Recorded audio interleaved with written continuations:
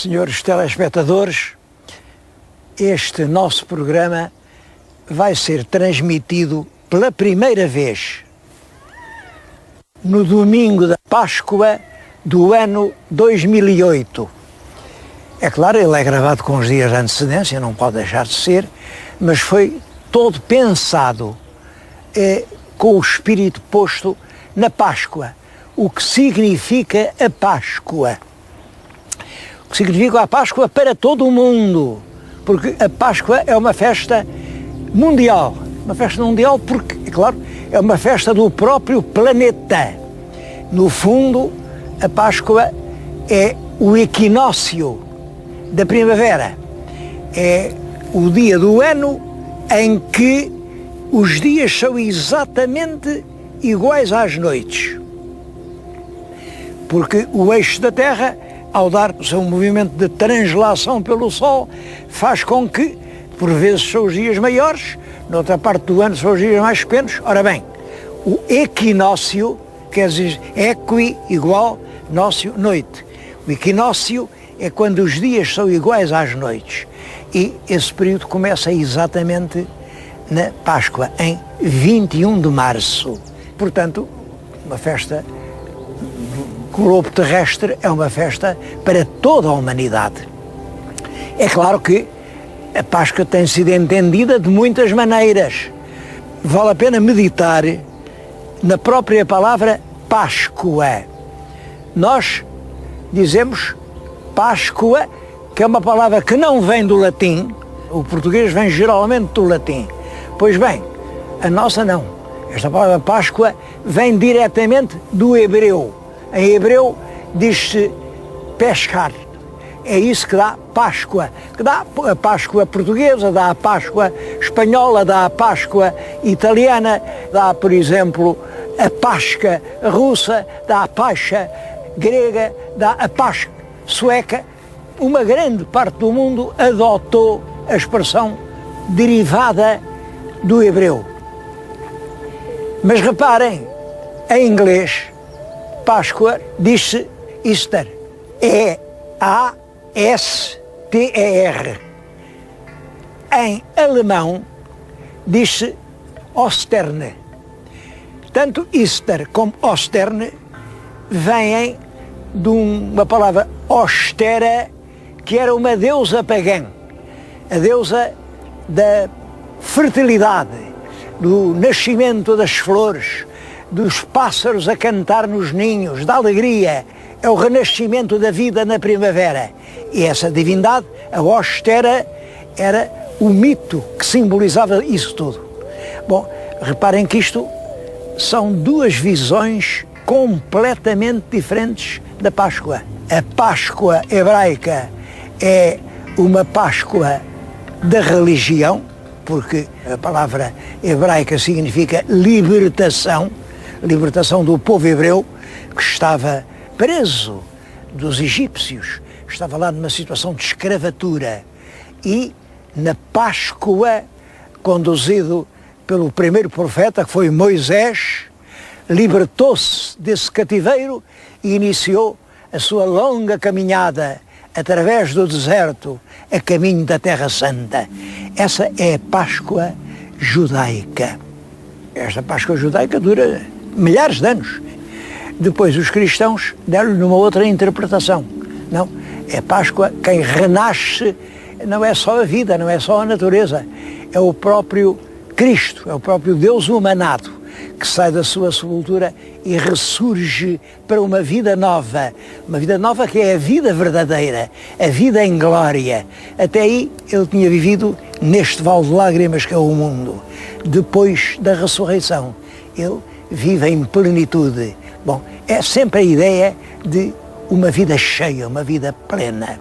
Os mais antigos relatos da Bíblia é a história do Êxodo, a história do Moisés.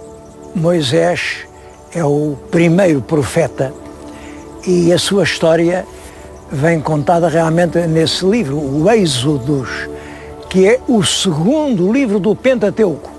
O Pentateuco são os primeiros 5 livros da Bíblia, formam a Tora, e segundo a própria versão bíblica, foram ditados pelo próprio Deus, Javé, ao Moisés.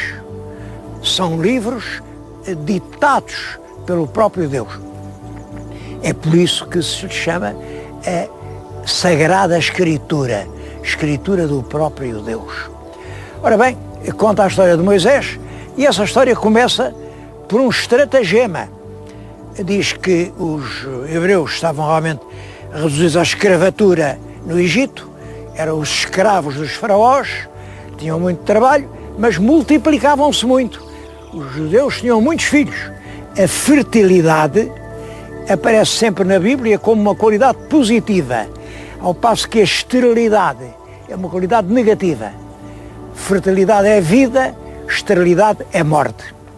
Os judeus multiplicavam-se tanto que, a essa altura, o faraó deu ordem para matarem todas as crianças judaicas do sexo masculino que nascessem.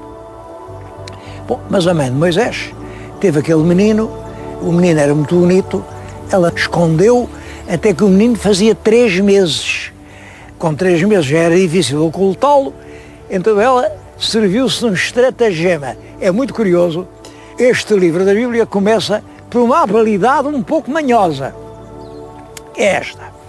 A mãe de Moisés pega no menino, põe-o num cestinho e põe-o no rio Nilo, mesmo no sítio onde ela sabia que a filha do faraó costumava ir banhar-se. E ao mesmo tempo disse a uma irmã de Moisés, uma irmã já mais crescidinha, olha, fica por aqui e se aparecer a princesa, fala com ela. Bom, realmente a princesa lá vem tomar o seu banho e houve ali entre os juncos da margem um menino que chora, um menino pequenino, um bebê, o choro de um bebê. Ela foi ver o que era uma criança, realmente achou-a muito bonita e aparece-lhe logo a outra menina e disse, olha um menino tão bonito, a senhora quer que eu lhe arranje uma mulher que crie este menino para si? E a princesa disse, quero, olha, se conhece uma mulher que possa criar o menino, vai lá buscá-la. Bom, e a menina foi a correr chamar a mãe do próprio Moisés, porque a mãe do Moisés foi quem criou o filho, mas como ama. O filho foi criado, portanto, no palácio do faraó, recebeu toda a cultura egípcia.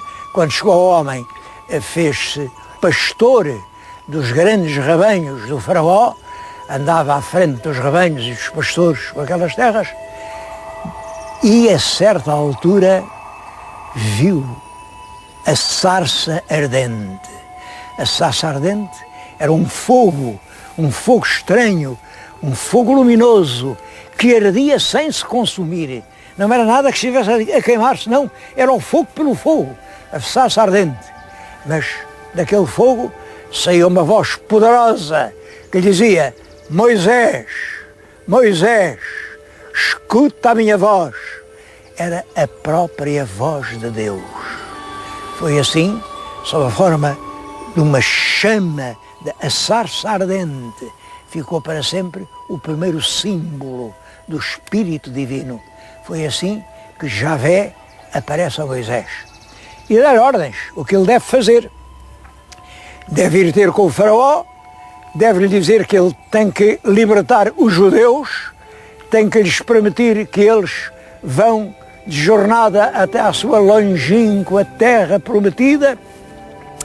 Há aqui um ponto até muito curioso, é que o Moisés disse para a sarça ardente, mas como é que eu posso falar com o faraó se eu não tenho voz para isso? Para falar com o faraó é preciso falar muito bem, eu não sei falar assim. Mas o Moisés tinha um irmão, que era o Arão, que falava muito bem. E então a sarça ardente disse, pois o teu irmão que fale por ti. É curiosa porque esta passagem aqui já está a legitimar o aparecimento do clero. Nem todos podemos falar com o próprio Deus, mas o clero fala por nós. Realmente depois, na continuação da história, esse Arão vem a ser feito sumo sacerdote pelo próprio Moisés. Bom, depois segue-se uma longa história, o faraó não deixa sair os judeus, então começam as pragas a cair sobre o Egito como castigo, vem uma praga, vem outra, até que finalmente o faraó, para não ver o seu reino destruído, dá autorização para que os judeus saiam do Egito e vão para a Terra Santa. Mas isso é só depois da última praga. Na última praga vem um arcanjo vingador, e diz aos judeus: vocês, numa certa noite, pintem as vossas portas de encarnado com o sangue do banho pascal, pintem-na de vermelho, que é para o anjo vingador saber onde é que há judeus e onde é que há egípcios. E então, nas portas que não estão pintadas de vermelho, o anjo vingador vai e mata, faz morrer o filho primogênito. Nas portas que estão pintadas de vermelho, que são as dos judeus, claro, aí não mata ninguém, ficaram os meninos vivos. Perante essa evidência, claro, o faraó disse: pronto, então vão-se embora, e com Moisés à frente, toda a imensa população judaica que estava reduzida à escravidão no Egito vai a caminho da Terra Santa e passa pelo Monte Sinai. É no Monte Sinai que, do alto das montanhas, se ouve outra vez uma voz imensa: Moisés, Moisés! É a voz de Jeová, ou de Javé, ou de Jové, porque a palavra é sempre a mesma, significa o ser supremo, um poder maior que nós. E Moisés sobe ao Monte Sinai, faz um jejum de 40 dias e então Deus dita-lhe a lei das 12 tábuas, dita-lhe os livros do Pentateuco, dita-lhe, enfim, a Sagrada Escritura, que é um código de conduta, é toda uma religião. É esse dia em que saem do cativeiro egípcio a caminho da Terra Prometida que os judeus chamam o Domingo da Páscoa. Os cristãos não podiam aceitar isso, claro, e depois arranjaram uma outra explicação. Eu esperava fazer este programa aqui no Jardim Botânico Tropical, em Belém, um jardim que pertence ao Instituto de Investigação Científica Tropical. É um lugar lindíssimo. Isto aqui devia-me dar todo o esplendor da primavera. Infelizmente, umas nuvens escuras que agora começam a pingar expulsam-me daqui e vamos para um lugar também próprio para falar da Páscoa, para o claustro dionisino da Catedral de Lisboa. Lá lhes contarei o resto da história.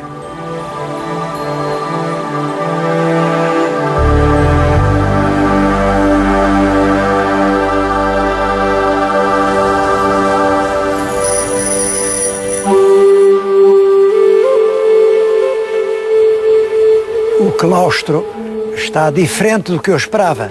Eu não vim aqui há alguns anos e realmente isto está ainda mais sombrio do que o jardim de onde vim. Isto foi construído nos primeiros anos do século XIV pelo rei Dom Dinis, o rei casado com a rainha Santa Isabel. Portanto, é certo que Dom Dinis e Santa Isabel andaram por estes claustros. Depois fizeram aqui umas escavações à procura do que é que haveria debaixo do claustro, não se chegou a acordo, nunca mais taparam isto. Há 20 ou 30 anos que o claustro é realmente isto, dizem que são paredes da velha Lisboa romana, isto é desolador. Bom, mas eu queria falar-lhes era da Páscoa cristã. Depois da vinda de Cristo, os cristãos, os que aceitaram a pregação nova, completamente nova, a pregação de Cristo é completamente diferente da pregação que Moisés atribuía ao Javé. Cristo o que vem dizer é que todos os homens são irmãos, são filhos do mesmo Pai e isso dá-lhes uma dignidade humana, o valor humano é maior que qualquer outro e que a solidariedade que lhes vem serem filhos do mesmo pai obriga-os a amar o próximo como a si mesmos. Nada disto consta nas antigas escrituras. Os cristãos ligaram a ideia de Páscoa à vida de Cristo e à paixão e morte de Cristo. Na Páscoa do ano 33 da era cristã, como sabem, hoje contamos os anos a partir do nascimento de Jesus Cristo. Como Jesus Cristo morreu com 33 anos, isto seria no ano 33, que é o ano da morte dele. Ele, num domingo, vai até Jerusalém para comemorar a Páscoa juntamente com os seus discípulos. Foi recebido na cidade com grande alegria. Veio o povo à rua com ramos, com muitos ramos, a festejá-lo, o homem que trazia a nova Redentora. E a esse domingo, ainda hoje chamamos o Domingo de Ramos. Bom, mas a verdade é que a pregação de Cristo entrava em conflito com muitos interesses, com os mercadores do templo, com os sumos sacerdotes. Então ele vinha agora dizer coisas diferentes daquelas que sempre se tinham dito. E então os sumos sacerdotes do templo, que ele quis expulsar, ele foi ao templo e disse que o templo é a casa de Deus, não é a casa de fazer negócios. Bom, tudo isso ofendeu aquela gente e resolveram comprar um dos discípulos, o Judas Iscariotes. Deram-lhe um saco com 30 moedas para que ele denunciasse às autoridades quem era o tal Messias que andava agora, enfim, a inquietar o povo com aquelas novidades. Na última ceia, a última ceia é exatamente essa comemoração de Cristo. Na Páscoa do ano 33, Judas aproxima-se de Cristo e dá-lhe um beijo. É o sinal combinado para que os polícias que estavam escondidos o viessem prender. E depois segue-se, enfim, uma semana em que Cristo é julgado pelo Pôncio Pilatos. Pôncio Pilatos, que é um homem civilizado, mas pouco corajoso, acha que Cristo não tem culpa nenhuma, mas enfim, o povo assolado pelos interessados diz: crucificam. E o Pôncio Pilatos diz: eu lavo daí as minhas mãos, esta morte é com vocês. Esse é um dos passos da paixão. Depois Cristo é flagelado, é torturado, carrega-lhe ao ombro uma pesadíssima cruz. Ele tem que levar essa cruz a caminho do Monte Calvário. Durante o percurso ele não aguenta aquele peso e cai por 3 vezes. Parece uma mulher que lhe enxuga o rosto com um pano. É a Verónica. Aparece o Sireneu que o ajuda a levar a cruz. Tudo isso são momentos dessa paixão de Cristo em Jerusalém que no século XV, já no século XV, os franciscanos comemoraram com a Via Sacra. Uma Via Sacra, quer dizer, uma cruz ou uma imagem. Eram 14 momentos dramáticos da paixão e morte de Cristo, no qual se fazia uma procissão, a procissão da Via Sacra. A Páscoa que os portugueses cristãos comemoram em Portugal é essa Páscoa. Claro que também há a Páscoa judaica, e as comunidades judaicas celebram a Páscoa judaica noutra data, porque a Páscoa cristã tem uma data que foi marcada há muito tempo, no Concílio de Niceia, no século IV. Fixou-se que o domingo de Páscoa seria o primeiro domingo depois da primeira lua cheia do equinócio da primavera. Portanto, sempre ligado ao equinócio. Dias iguais às noites. O primeiro domingo depois da primeira lua cheia da primavera, que deve ser um dia glorioso, é o domingo da Páscoa. É claro, a Páscoa cristã é, por um lado, uma comemoração dolorosa. Toda a Semana Santa é um dia de evocações de muito dramáticas para os cristãos. Elas são comemoradas, como já lhes disse, por essas procissões da Semana Santa, por procissões de penitentes que ainda hoje se fazem em alguns lugares portugueses. Lá na minha Beira Baixa eu vi em criança fazer procissões de penitentes conventíssimas. Eu vi também uma curiosa procissão em São Brás de Alportel, só de homens, gritavam, cada um em voz mais alta: "Ele ressuscitou, como disse". Depois todos respondiam: "Aleluia, aleluia". Depois outro ainda mais alto. Bom, e aquilo que percorria a rua impressionou-me, essa manifestação perfeitamente cristã, mas perfeitamente pagã ao mesmo tempo. Mas há outras comemorações. Eu tenho aqui diante de mim, olhem, os ovos da Páscoa. Isto são os ovos da Páscoa. São ovos de chocolate, é claro, de todos os tamanhos. Até há um, no Canadá, construído por imigrantes, com 9 metros de altura. Creio que é o maior ovo do mundo. Os ovos mais pequeninos